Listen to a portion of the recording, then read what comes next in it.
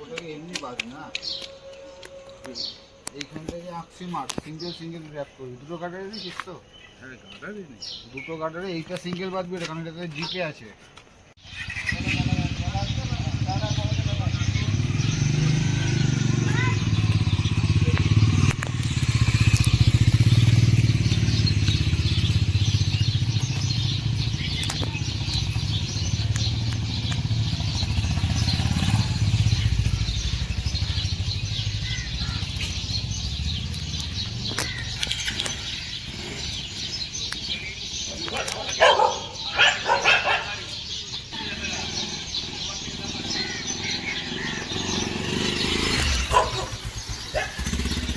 Hello বন্ধুরা, আমরা আবার বেরিয়ে পড়েছি একটা লং ট্রিপে, কলকাতা টু কন্যাকুমারী, K2K।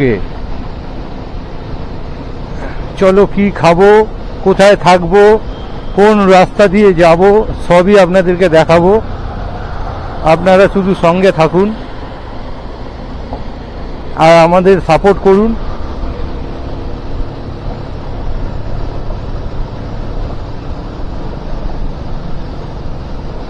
এখন বাজে সকাল 5:30। বাড়ি থেকে বেরিয়ে আমরা এই 3 কিলোমিটারের মতন এসেছি। এখন মা ওরাল পোলে রয়েছি, যেটা মিন্টু পার্ক ব্রিজ। এখান থেকে সেকেন্ড ব্রিজ, দ্বিতীয় হুগলি সেতু ধরে বম্বে রোড ধরে খড়গপুরের দিকে এগাবো। বন্ধুরা, আমরা হুগলি ব্রিজ এসে গেছি। সকাল সকালই জাম, এখনো ট্রাকগুলোকে কলকাতা থেকে বাইরের দিকে পাস করাচ্ছে, কিন্তু পুরো ওয়েদার একটু মানে কুয়াশা হয়ে রয়েছে।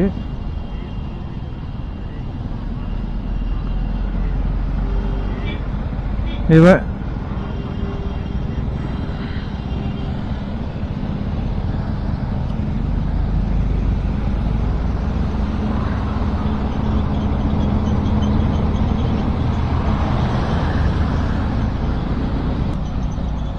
মা রক্ষা করো, মা সবাইকে রক্ষা করো, ভালোভাবে যেন গিয়ে ভালোভাবে ঘুরে আসতে পারি মা। আমরা 4 জন 3টে বাইক নিয়ে বেরিয়েছি। এই সামনে যাচ্ছে সায়ন, আর তার আগে রয়েছে সুব্রত গাড়িতে পিলিয়ন নিয়ে রাইড করছে ও, পেছনে ওর সঙ্গে রয়েছে বাবাই, আর আমি একা সিঙ্গেল রাইড করছি, আর সায়ন সিঙ্গেল রাইড করছে।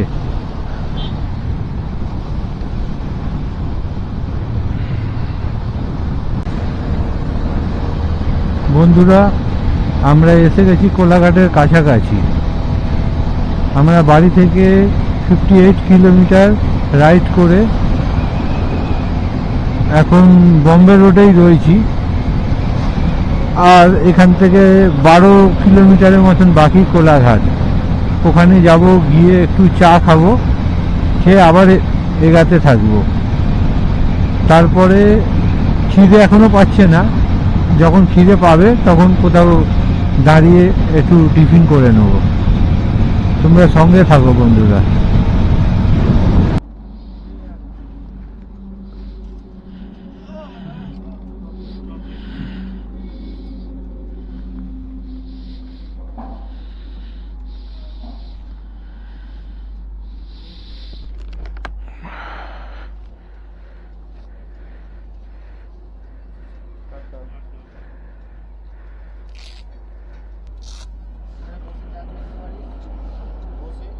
কি? হ্যাঁ, যা ইচ্ছা নিয়ে না।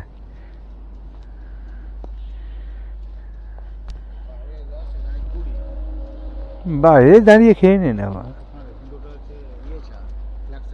হ্যাঁ, না ফ্লাক্সের চা খাবো। হ্যাঁ হ্যাঁ,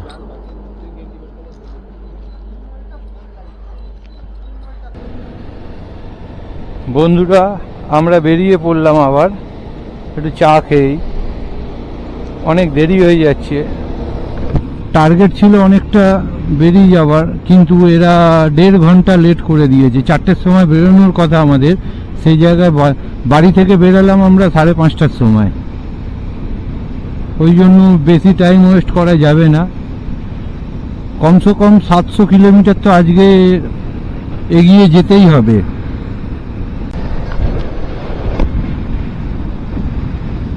বন্ধুরা, আমরা এই খড়গপুর পৌঁছে গেছি। খড়গপুর পার করে এখন উড়িষ্যার দিকে এগাচ্ছি, বালাসরের দিকে। এই জাস্ট খড়গপুর পার করলাম। বন্ধুরা, বাঁ দিকটা দেখো, দেখতে পাচ্ছ কিনা আমি জানি না ক্যামেরায়, এত সুন্দর সিনারিগুলো লাগছে। হালকা কুয়াশা হয়ে রয়েছে, তার মধ্যে ধান চাষ হয়েছে, পুরো সবুজ মাঠ, ধান ক্ষেত। বন্ধুরা, রাস্তাটা দেখুন কত চওড়া, মাঝখানে কোনো ডিভাইডার নেই। রাস্তাটা তো দেখে মনে হচ্ছে রানওয়ের মতন, বিশাল চওড়া রাস্তা। সাইডে দেখুন কি সুন্দর ধান ক্ষেত, পুরো সবুজ হয়ে রয়েছে। এখন ধানের চারা লাগিয়েছে, সেই জন্য এত সুন্দর লাগছে, যে তার মধ্যে কুয়াশাও ভর্তি। একটা অসাধারণ সৌন্দর্য লাগছে যেন। রাস্তার দুধারেই ধান ক্ষেত, এই দেখুন। পুরো রাস্তায় স্পিড মিটার লাগানো আছে। উড়িষ্যার রাস্তায় 60-এর উপরে গাড়ি চালানো যায় না। তবু আমরা একটু এদিক ওদিক দেখে, যেখানে যেখানে ক্যামেরা নেই, একটু টেনে যাওয়ার চেষ্টা করছি। যদি 60-এ গাড়ি চালাই তো অনেক লং টাইম লেগে যাবে, বাধ্য হয়ে আমাদেরকে একটু টেনে চালাতে হচ্ছে। আর ভুবনেশ্বর এখান থেকে 200 কিলোমিটারের মতন বাকি আছে।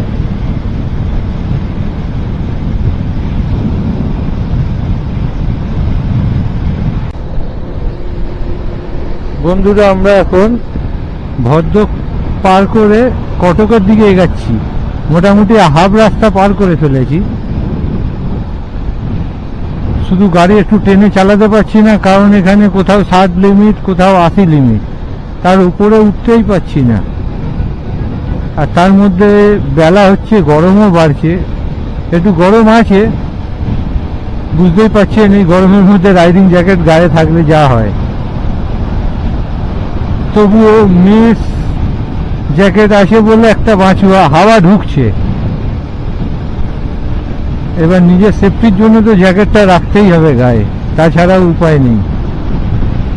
যাচ্ছি ওই 70-75 স্পিডে, 80-র উপরে তোলা যাবে না, এইভাবেই আস্তে আস্তে যাচ্ছি। কটকে গিয়ে লাঞ্চটা সেরে ফেলবো ভাবছি, তারপরে আস্তে আস্তে আবার এগাতে থাকবো। দেখা যাক কত দূর যেতে পারি। এখন প্রায় বাজে 1টা। আমরা সকালে 5:30 নাগাদ বেরিয়েছি বাড়ি থেকে, এখন প্রায় 1টা বাজে। এতক্ষণে 346 কিলোমিটার এসেছি আমরা। মাঝখানে 2 জায়গায় ব্রেক নিয়েছিলাম। বন্ধুরা দেখুন, কটক ঢুকছি আমরা। এটা কি নদী আমি জানি না, পুরো চর পড়ে গেছে, বালি শুকিয়ে গেছে পুরো। আর ডান দিকে ছোট ছোট পাহাড়, মানে টিলাই বলতে পারেন, এগুলো অনেকগুলোই আছে। এটা কটক এখনো 50-60 কিলোমিটারের মতন আশা করি, মনে হয় বাকি আছে। কিন্তু জায়গাটা খুব সুন্দর লাগছে।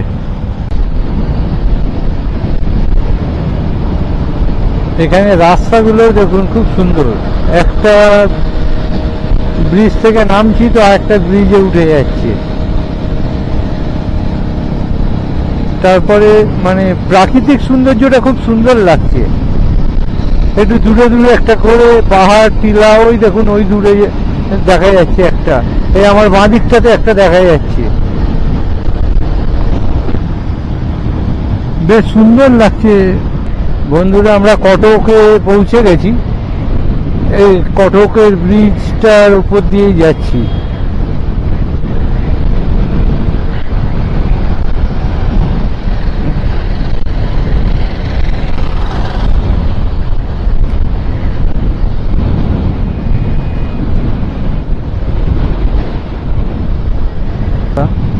আমরা কটকে পৌঁছে গেছি।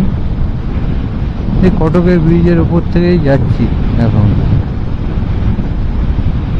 এরপর ভুবনেশ্বর হয়ে চিল্কার পাশ থেকে যতটা পারবো এগাবো।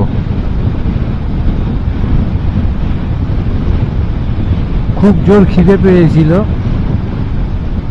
সকাল থেকে হেভি কিছু খাওয়া হয়নি, তো সেই কারণে তাড়াতাড়ি খেয়ে নিয়েছি আমরা। আপনাদেরকে দেখাতে পারিনি, সেই ভিডিওগুলো শ্যুট করতেও পারিনি।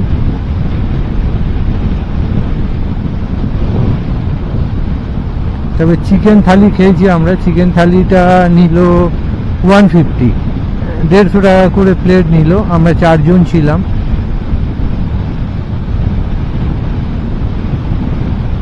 তবে খাবারের কোয়ালিটি খুব একটা ভালো না, আবার একদম ফেলে দেওয়ার মতনও না, মোটামুটি ছিল। আর খুব খিদে পেয়েছিল, সেই কারণে মানে আর শ্যুট করবো যে সেটা মাথা দিয়ে বেরিয়ে গেছে।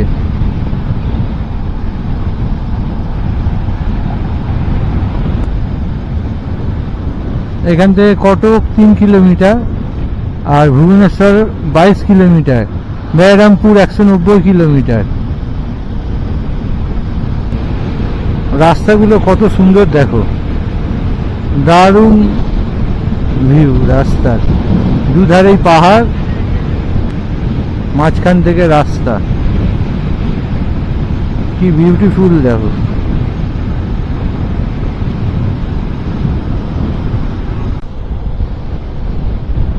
বন্ধুরা দেখো, এখানে পাহাড় কেটে, মাটির পাহাড় এগুলো যতটা মনে হচ্ছে।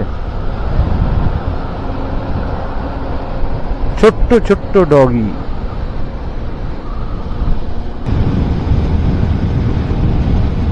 চারিদিকে পাহাড় আর পাহাড়।